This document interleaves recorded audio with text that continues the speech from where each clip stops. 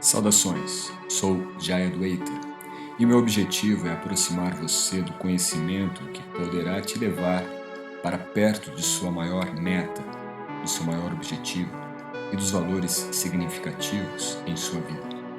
E nesta nova temporada nós vamos abordar temas específicos de forma a trazer para o nosso dia a dia uma nova visão do yoga presente em cada detalhe daquilo que fazemos, daquilo que experienciamos. O objetivo então será de expandir a sua visão e a sua percepção no horizonte da vida. A coisa mais importante que nós temos na vida, seja considerando os fatores profissionais, os fatores pessoais e até mesmo os fatores espirituais, são as pessoas. Eu começo hoje o nosso episódio aqui do podcast Yoga Mindset, tocando nesse ponto que parece ter se perdido um pouco em algumas áreas, em alguns ambientes, quando nós tentamos observar o comportamento humano, o comportamento das pessoas nas redes sociais e mesmo nos ambientes onde se encontram. Eu sei que isso não é nada tão fora do normal. Você já deve ter e talvez presenciado continuamente esse tipo de situação, onde de condições humanas, de natureza bastante natural do homem, passa-se a ter uma visão um pouco mais numérica. A numeração de pessoas, de qualidades, de comportamentos, de tendências. Agora tem uma questão que é um pouco mais delicada e é ela que eu quero tratar com você, que é quando isto cai nas garras do yoga.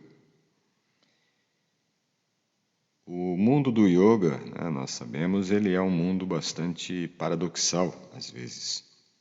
Quando você observa que os valores do yoga, tal qual apresentado dentro de uma tradição, e o que é propagado atualmente dentro do yoga, surge aí uma grande disparidade.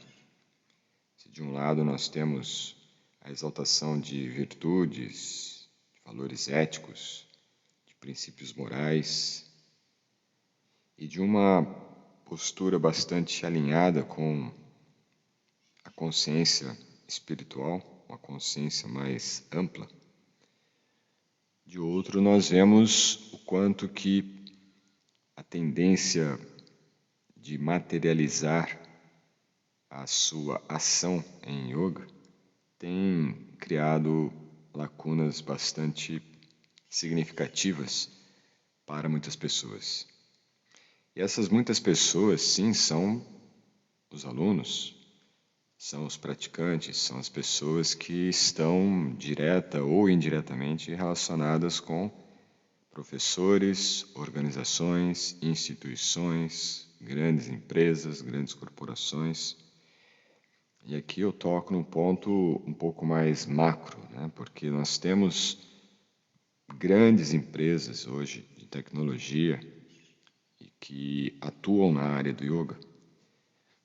Principalmente nos Estados Unidos nós vemos algumas empresas, inclusive listadas na Bolsa de Nova York, e que fazem uma nova mercadoria do yoga, totalmente voltado à questão consumista do yoga. E tudo que cai no campo do consumismo em yoga, naturalmente se converte em números, em gráficos, em certas perspectivas, diríamos, de onde conseguiremos maior lucro.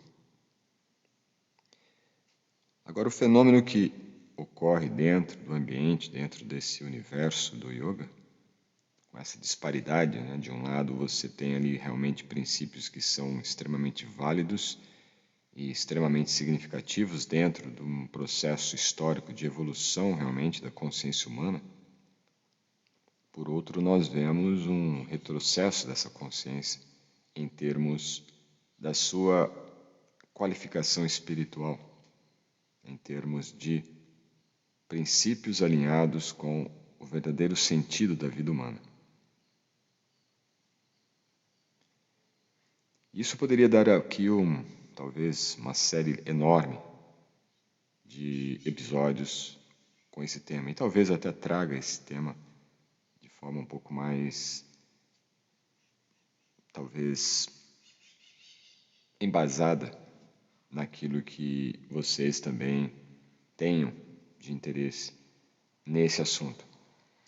Mas a questão principal é que, no meu caso, especificamente, é que eu me exponho com você, eu sou professor de yoga, comecei o meu processo, minha jornada dentro do yoga já em 1995, de forma bastante pessoal, de forma bastante ligada ao meu objetivo, nada muito pretensioso. Somente em 2004 é que eu me formo, durante o período em que eu era monge. Passei 10 anos como monge. No 4º ano de vida monástica eu fiz uma formação. Foi a formação dentro já da escola VVY. Eu falo isto porque desde o início a minha base realmente de formação ela foi uma base, ainda que autodidata, mas pautada em tradições, em fundamentações filosóficas, em contextos mais ligados às tendências originais do yoga. Sei que pode parecer presunção dizer isso, mas a verdade é esta, né? A fundamentação tradicional, original, clássica. Às vezes esses termos acabam soando um pouco desagradável para os ouvidos mais acostumados à superficialidade, às tendências mais mercadológicas do yoga, mas a verdade é essa, e o meu interesse realmente é não ter interesses que não seja de trazer a verdade, falar a verdade com clareza, com transparência e veracidade. E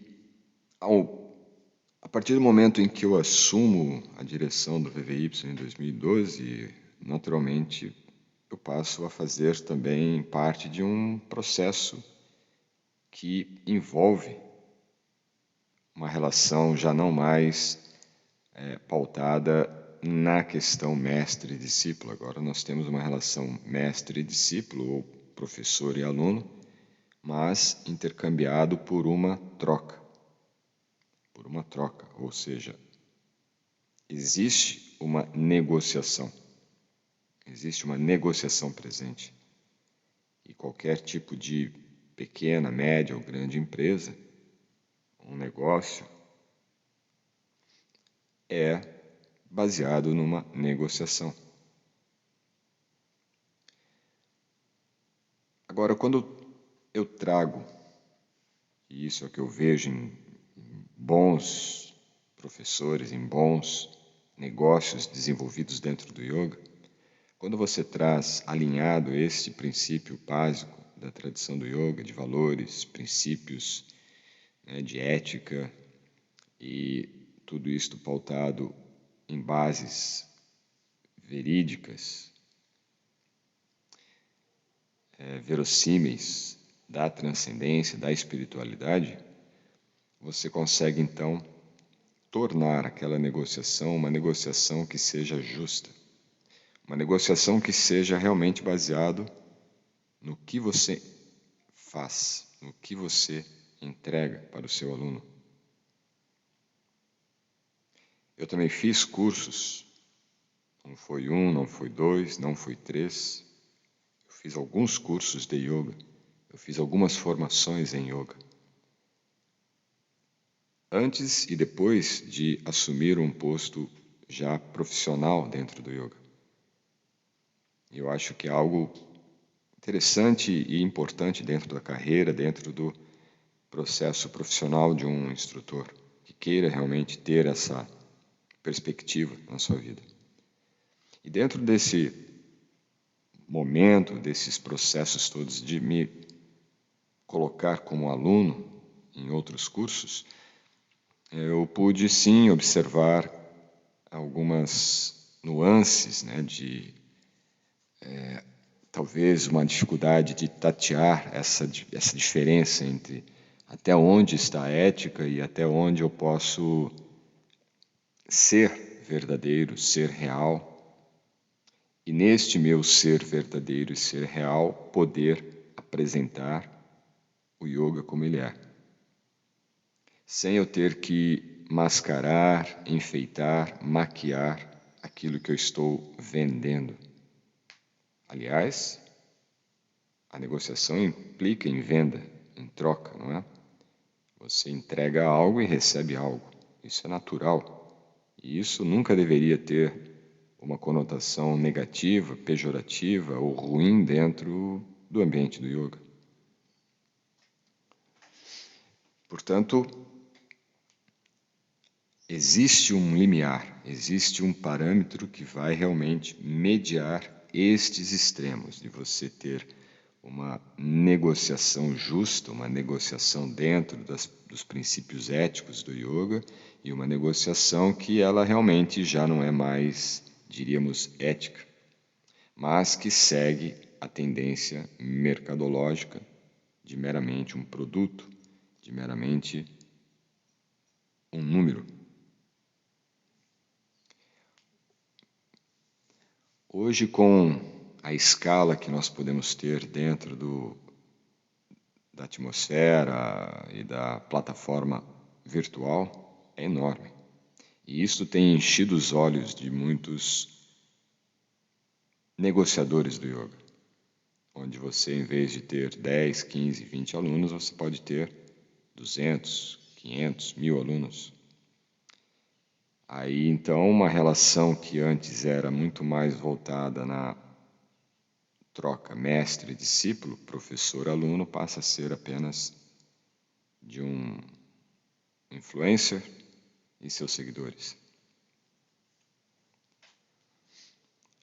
O problema central nisto é que nesta troca ocorre uma quebra daquilo que antes era justo, de você conhecer o seu aluno, de você conhecer os seus discípulos, de você conhecer a pessoa com quem você está trocando, negociando. E para você ter uma aproximação maior dessa pessoa, você tem que pagar um preço mais alto. E nisto, a mentalidade de negócio não tão justo acaba subindo a régua. Se você quer ter uma relação comigo entre os 1000, 2000 alunos que eu tenho, você tem que pagar um preço mais alto. Então perceba como que os números começam a subverter a ordem natural da relação humana. Os números subvertem a relação que você tem com o seu professor e, ao mesmo tempo, a relação que o seu professor tem com você. Porque seria bastante inocente pensar que isto é uma perda apenas para os alunos. Não.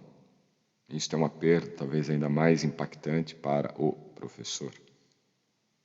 Digo aqui professor de yoga, professor de meditação, professor de desenvolvimento humano. Um instrutor que deixa de lado a relação humana com os seus alunos para simplesmente converter alunos em números, ele está também transformando em números a relação dele com a tradição do yoga. E essa tradição naturalmente tem a ver com a sua capacidade, com a sua consciência, com as suas habilidades espirituais. E se esse instrutor ele converte todas essas dimensões da sua consciência espiritual meramente em números, em resultados, mês após mês, numa louca corrida de ratos, é provável que conseguiu converter em números o que antes era da ordem espiritual. E talvez você possa até se incomodar um pouco, né? Porque eu estou colocando aqui um ponto bastante pessoal, né? De espiritualidade, yoga espiritual e resultados financeiros. Mas a realidade é esta, você tem que entender que nós estamos num mundo onde isso é natural. Veja, estou dizendo que isto tudo é natural. E é natural, sim. Se você é professor, instrutor, instrutora, atua ensinando yoga, você deve receber aquilo que é digno e justo daquilo que você faz. E nós estamos aqui ressaltando de forma alguma, para quem me conhece, para quem já foi meu aluno, para quem se formou comigo, eu enfatizo bastante isso, principalmente nos módulos finais do curso, quando falamos um pouco mais da mentalidade empreendedora no yoga. E que para você realmente poder viver de yoga, você tem que saber sim negociar. Você tem que desenvolver essas habilidades, que é uma das habilidades também muito importantes, junto ao marketing, junto à gestão financeira, junto à negociação, à comunicação, o relacionamento. São vários elementos que compõem a habilidade humana que nós precisamos ter. Mais do que uma universidade, uma faculdade, um diploma, um certificado, tudo mais. Isso é apenas um comprovante, né? Assim como você vai no mercado e recebe ali um comprovante da compra que você fez, diplomas e PhDs é tudo um comprovante apenas. Então, a questão central é: a negociação é um elemento presente na relação humana. A questão é o que você negocia na sua relação humana. Ou mais que isto, como você negocia na sua relação humana.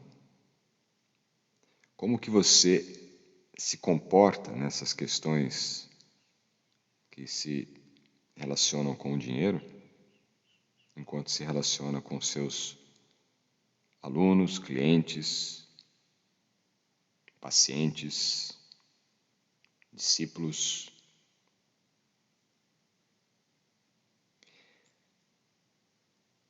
Eu te trago um pouco mais próximo para tentar não deixar com que esse fio tênue se estoure e que também você não abandone o raciocínio. Porque o ponto central é: o que você entrega é baseado em números ou é baseado na sua realização espiritual? É isto que faz toda a diferença. Se você tem uma relação, uma negociação, uma reciprocidade com tudo e todos baseado apenas em número, o resultado pode ser algo um pouco vazio no final das suas contas. Mas, se você está negociando, se relacionando com base nas suas realizações espirituais, e isso significa você estar conectado com a sua natureza real espiritual, a sua real versão, então é bem provável que você esteja entregando algo de alto valor.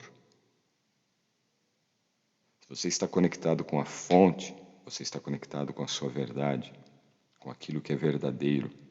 E você não está apenas falando uma verdade porque é moda hoje, é bonito falar a verdade, falar do propósito. Isso tudo é persuasão. O que importa é você estar realmente vinculado à sua verdade. E não é uma crença, não é uma fé, é a verdade. que essa verdade sua, ela é a mesma verdade do outro. Não é uma verdade relativa. A verdade relativa é o que vendem para você hoje. A verdade absoluta é a verdade que sempre foi a verdade. E é essa verdade que as pessoas estão buscando. É essa verdade que as pessoas estão ansiando loucamente. Mas, pela influência dos influencers, o que se oferece são verdades relativas, verdades temporárias. Se você observar apenas nos últimos 10 anos o tanto de invenções que foram criadas para suprir demandas também criadas artificialmente para você e para todos nós, e para mim também, chega a ser absurdo o quanto nós somos enganados por termos aquilo que sabíamos não ter nenhuma utilidade na nossa vida. Então, se eu estou negociando números, eu terei resultados apenas de números. E números são vazios, números não têm sentimentos, não têm emoções, números são apenas números. Mas se eu estou negociando uma verdade, essa verdade transforma, porque ela não é número, ela é verdade. E sendo uma verdade, ela vai impactar de forma verdadeira a vida das pessoas. E devido a esse impacto, essas pessoas não medirão números para negociar com você, para trocar com você, para te dar o melhor. Porque você está dando o melhor. E você não está considerando números, você está considerando a pessoa. Porque o que é mais importante é a pessoa, é o humano, é o lado humano das pessoas. Eu sei que eu ouço muito isso, inclusive mesmo no ambiente do yoga, pessoas que, eu já cansei do ser humano, eu prefiro os animais. Eu não suporto mais os seres humanos, estão muito chatos. Os seres humanos estão perdidos. Os seres humanos não querem mais saber de Deus. Os seres humanos estão todos iludidos. Os seres humanos são todos carnes, materialistas, ateístas. Mas você esquece que você também é um ser humano? Você está apenas aceitando um rótulo, uma pequena parcela, para ser colocada também como um número dentro de uma estatística. Não é? Portanto, em toda relação, em toda negociação, o mais importante é a pessoa. E é isto que o yoga preserva, a relação humana. Você nunca deveria aceitar ser tratado como número, visto como número. E você, instrutor ou instrutora de yoga, também não deveria nunca ver seus alunos, clientes, pacientes como números. Em vez disso, poderia de repente calcular o número dentro de uma gradação adequada da sua realização espiritual. Os números se aplicam apenas para nós mesmos. De 1 a 10, qual é o meu nível de aceitação das coisas? Qual é o meu nível de humildade? Qual é o meu nível de amor pelo que eu faço? Qual é o meu nível de tolerância? Qual é o meu nível de sabedoria? Os números se aplicam para nós, para que nós possamos melhorar como seres humanos e melhorarmos a nossa relação humana com as pessoas, deixando de vê-las como números e passando a vê-las como almas espirituais eternas. Porque toda negociação é feita de alma para alma. A negociação é apenas um trato ou um contrato. E esse sim, muitas vezes, é baseado em termos que são meramente estabelecidos dentro de um contexto social, de um contexto jurídico, de um contexto, diríamos, mundano, mas são necessários. E para encerrar esse raciocínio com você, ponto central desse último momento é: se você trabalha, se você atua como instrutor, instrutora, se você oferece algo, entenda, você não tem que deixar de cobrar, que é uma outra mácula que trazem, de não cobrar, porque achar que o yoga é algo para ser feito com o coração. O yoga é algo para ser feito de caridade. Não há nada de errado nisso. Mas se você entrega algo de valor, se você entrega algo verdadeiro, algo que está embebido na espiritualidade real, não no espiritualismo esotérico, invencionista, você não está fazendo nada de errado. Uma coisa é você observar o que se vende, o que se negocia hoje. E se você usar de números para calcular isso, você vai ver que uma porcentagem muito pequena é de coisas realmente válidas, importantes, essenciais, valiosas. A grande maioria, ou a proporção maior de tudo que é negociado hoje no mundo, entre vendedores e compradores, entre pessoas, de um lado um enganador e do outro o enganado, são porcarias. Desculpa usar os termos assim mais, menos cultos, mas se negocia muita porcaria. E as pessoas muitas vezes aceitam pagar caro por porcaria, porque aquela porcaria está em alta, aquela porcaria está sendo falada em termos de número, a cotação ou as vezes que o Google diz esta porcaria é bem procurada, está em alta. Então, se todo mundo tem essa porcaria, eu também tenho que ter. E do outro lado, o vendedor ou o enganador sabe, tem muitas pessoas procurando por esta porcaria, então eu também vou vender esta porcaria. Entende como que é o mercado? E o yoga caiu nesse mercado. Assim como a meditação caiu nesse mercado.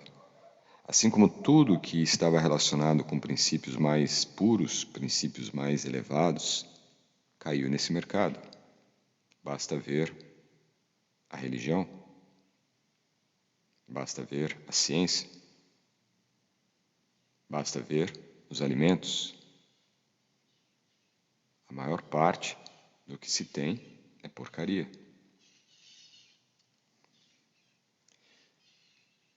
Então, nós temos que entender que o yoga está atrelado a algo de muito valor, porque o yoga, como ele é, transforma a vida das pessoas. E o que uma pessoa sincera, que esteja realmente buscando uma solução para a sua lacuna existencial, não faria para ter isto na vida dela. Então você tem todo o direito de cobrar por essa troca. É negociação. Mas entregue algo de valor. Não entregue porcaria.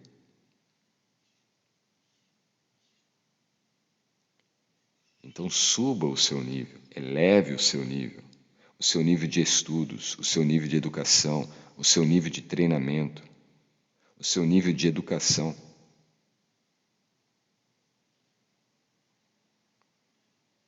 Porque aí você pode entregar algo também de um nível elevado.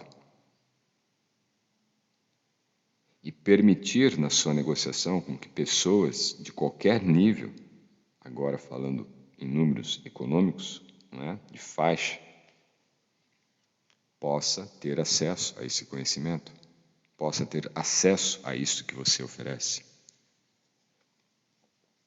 Não estou falando de elitismo, de você fechar para apenas uma classe de pessoas. Não. O que eu estou dizendo é: entregue algo de valor. Entregue algo de valor. Isto é importante.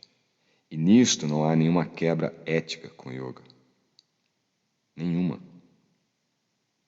É como uma feira. Se você vai a uma feira e tenta vender banana da melhor qualidade, mas ali tem vários feirantes vendendo bananas que já estão passadas, né? Bananas que já estão estragando, só servem para fazer doce. Você vai ter que vender no mesmo nível que eles. Se quiser números.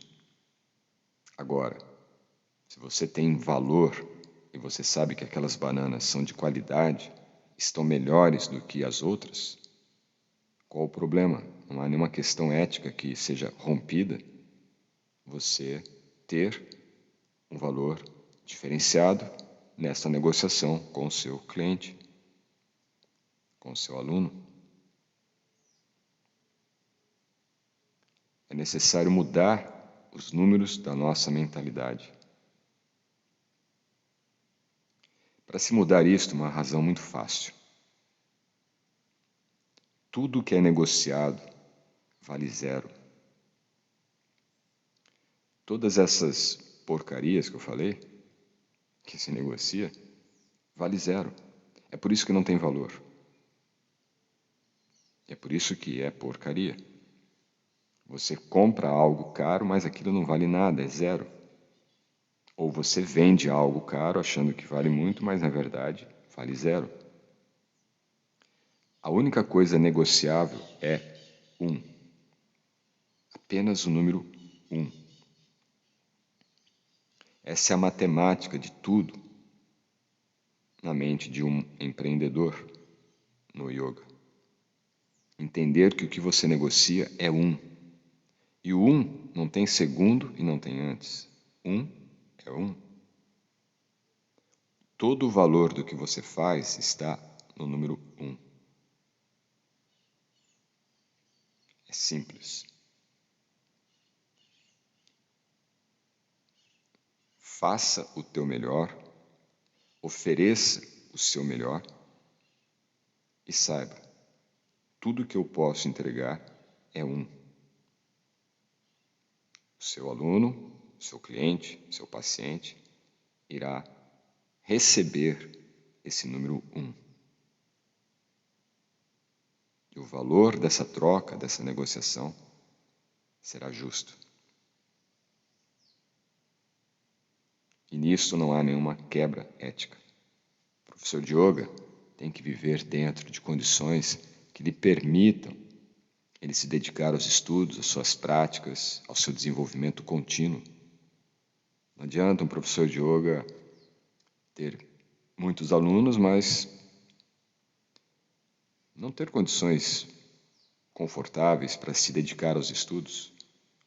Eu vejo muitos professores que se formam e ficam, às vezes, 10, 15, 20 anos sem fazer nenhuma outra formação, sem se dedicar a estudar, não ler mais livros, porque está toda hora ou trabalhando ou está no Instagram. Ou trabalhando ou postando no Instagram. Não é justo isto. Desde que você seja justo com o que você faz. Realista, verdadeiro com o que você faz. Se você coloca 1 no que você negocia com seus alunos. É isto. Reflita e nos vemos no próximo episódio. Namaskar.